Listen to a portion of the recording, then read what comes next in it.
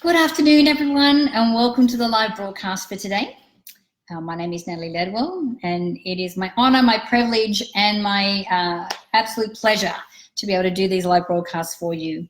I'm hoping that what I share in the broadcast can actually help to make a shift or a change, even if it's just in your perspective, that actually facilitates a positive outcome in your life.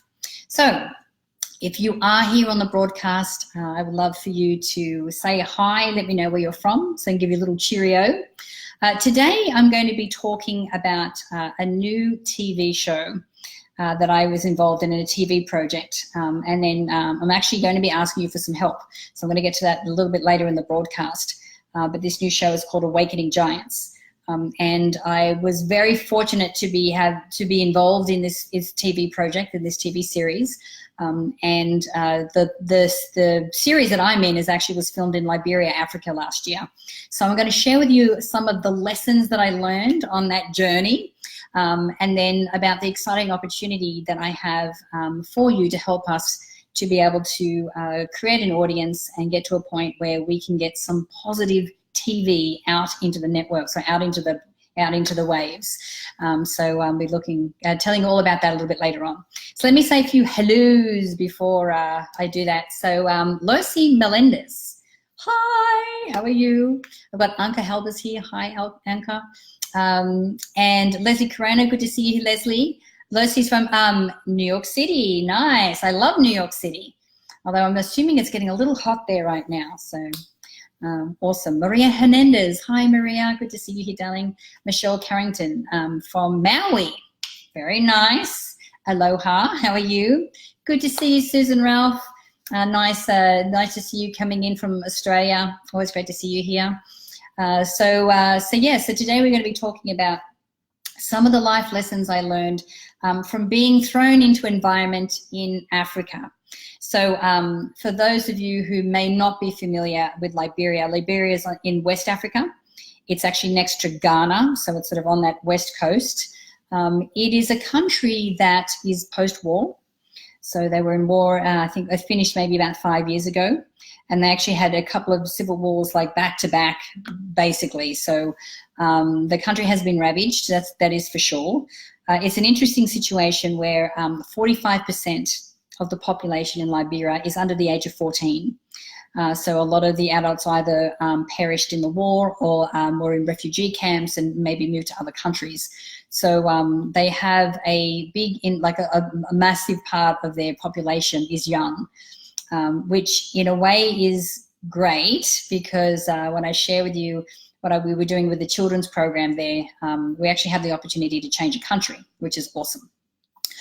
So it is, when I got approached to go to Liberia, as you can imagine, I was a little apprehensive, and there was definitely a certain amount of fear there.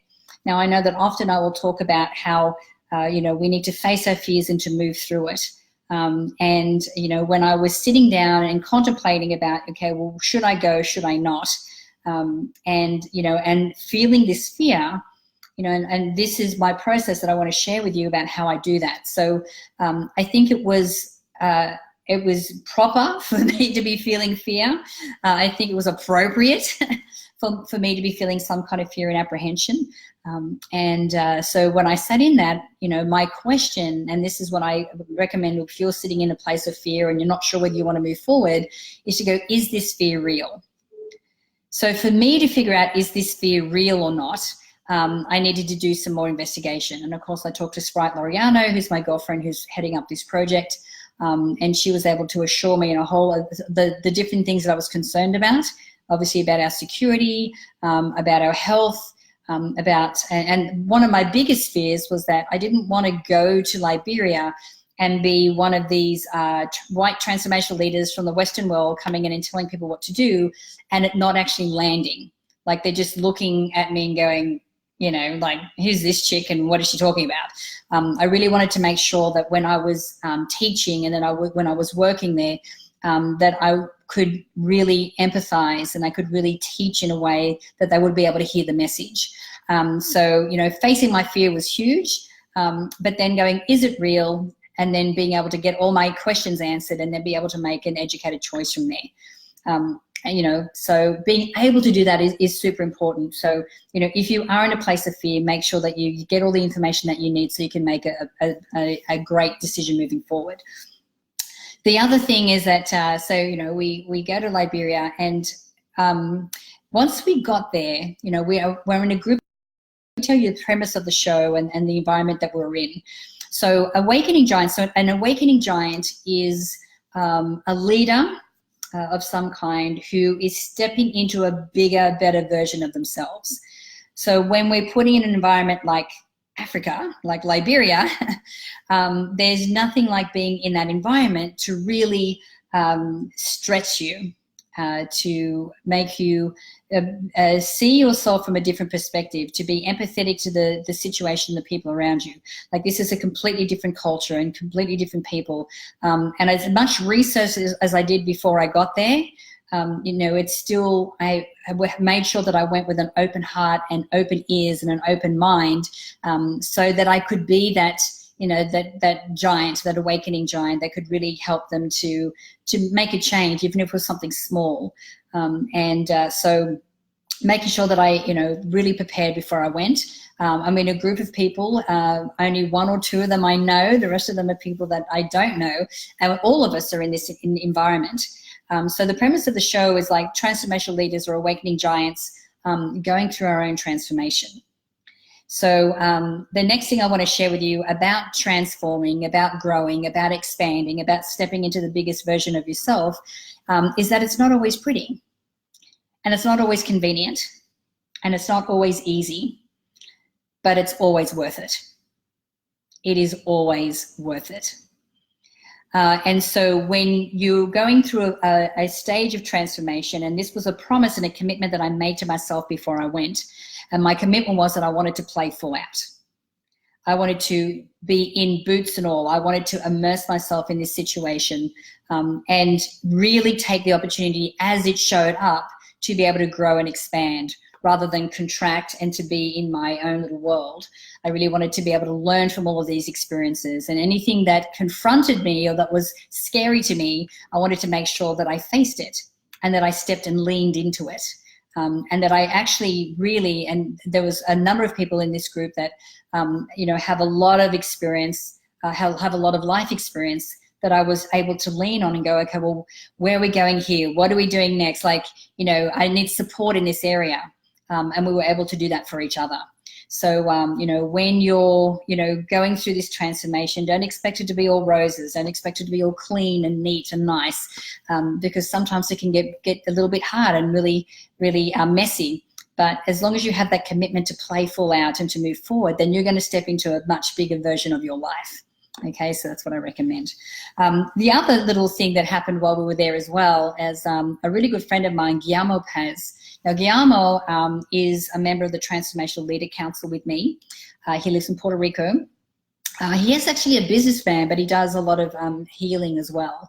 And he did a little exercise with me, which I highly recommend that you do as well. And we were on the bus this day, and we're going out to a school with a friend of mine, Jeremiah Burgess. Now, Jeremiah reached out to me maybe 2 years ago now. He saw, you know, something online about the children's program that I was working on, and emailed me and said, look, I'd really like to talk to you about this. I'd love to bring this to my country, Liberia. Now, normally I wouldn't get on a call or something with someone like that. There was something in this email, something the way that he wrote it, that I went, okay, let's jump on a call. So that actually created a 2-year relationship where I've been sending him books and sending him resources. I've been able to be a support and a coach for him. And his dream was to bring me and some other transformational leaders to his school, which is outside of Monrovia. Monrovia is the main city. This is a little bit outside of school. Now, during the trip, we were able to make that happen. Okay, so my thing looks like it's paused again. If you can still see me, can you just say, yes, I can hear you, or yes, I can see you, just to make sure that it's still working. Don't know why this keeps doing it. It's crazy. And while that's happening and while I'm waiting for those little comments to come through, let me say a few hellos. I can see Anka is saying it's hard to change yourself. It's a day-to-day faith. Yes, it is. It absolutely is. And keeping the faith and keeping stepping forward day after day is important. So make sure if you can still hear me, go, yes, I can see you, or yes, I can hear you, just so I can make sure that that the broadcast is still working. Okay. Misty Frank Jager, good to see you again from North Central Oregon. Bruce Alka Jr. from the Gold Coast. Hi, Bruce, good to see you here. We've got Carolyn Wolf from Toowoomba. Hi. Lucky Lisa from Cairns. Hi, how are you? What a name. Okay. Yes, you can see me? Yes, yes, yes. Okay, good. I'll keep going. This has happened to me several times. Lucky I'm a professional, I can keep going. So we got to fulfill Jeremiah's dream, and we were able to go out to his school. We were working with the children, we were teaching the adults, we were raising money for an agricultural program that we were working with so that he can become the first self-sustaining school in Liberia, so that they don't need to rely on donations anymore, that actually they've got their own agricultural program that can sustain and support the school itself. It's actually a model for the first of its kind in Liberia, and so we're working on that as well. So to be able to meet Jeremiah in the flesh for the first time was incredible, and also to be able to fulfill his dream was just beyond words, absolutely beyond words. So this little exercise I was doing with Guillermo as I was in the car, and we're in the bus going out, and we actually recorded it, and he just kept asking me the same question over and over. And so I recommend that you could team up with someone and do this yourself. And the more you ask the question, the deeper your answers become. And he kept asking me the one question. That one question was, why are you here? Why are you here? And of course, at first it started with, to meet Jeremiah, to go to the school, to be part of the TV show, and then it started getting deeper. And every time he asked the question, it got deeper and deeper until the final answer that I came through with is that he goes, why are you here? And I said, to fulfill my purpose. So it was a trip of a lifetime. The show is incredibly amazing. And I'm so happy to announce that we're actually releasing the first trailer to do with the show and the series. So there's been several trips. Liberia was just one of them. And obviously I'm on the Liberia trip, but they had a trip to New Zealand, to San Diego, to Ecuador, to other places as well. And we're really wanting to change the face of TV. We're really wanting to put a positive message and something that's entertaining, that's educational, but it is also transformational and positive as well. So what I'm going to do is I'm just going to put a link here that I'll get you to, that actually takes you through to a page where you can, if you go through to that web page, you can put in your name and your email address and you'll get access to the trailer. But by doing that, you also get a first glimpse of the series as it comes through. You also get some extra, tools and tips and things that we're doing, and we're building a community there. Now, the purpose and the reason that we're doing this is that when we're approaching the networks and the Netflixes and all these other, distribution channels, we want to show them that we already have an audience. We want to show them that we already have people that are wanting this type of TV, that are wanting this type of programming, that really are into this kind of thing and really want to support it. So what I'm doing today is actually asking for your help. So I encourage you to click on that link. It's also at the top of the broadcast as well. Put in your name and email address, join our community. Let's show these networks that what we're ready for right now is positive programming. Something that's going to make a difference. And it's not just, our personal journeys as well, and that trip, I had the incredible honor of being able to meet the Minister of Education for Liberia. The whole group of us actually met Madam Vice President.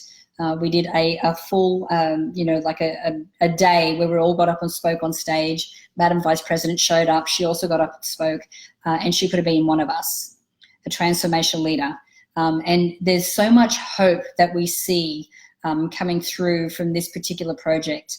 And of course, the reason I met the Minister of Education is that I'm doing a pilot program with 500 students, 16 teachers in Liberia, and you'll see some of that as well, when I'm training the teachers and getting them on board, where, we're still working with this group, and the changes that we're seeing with these children is astronomical.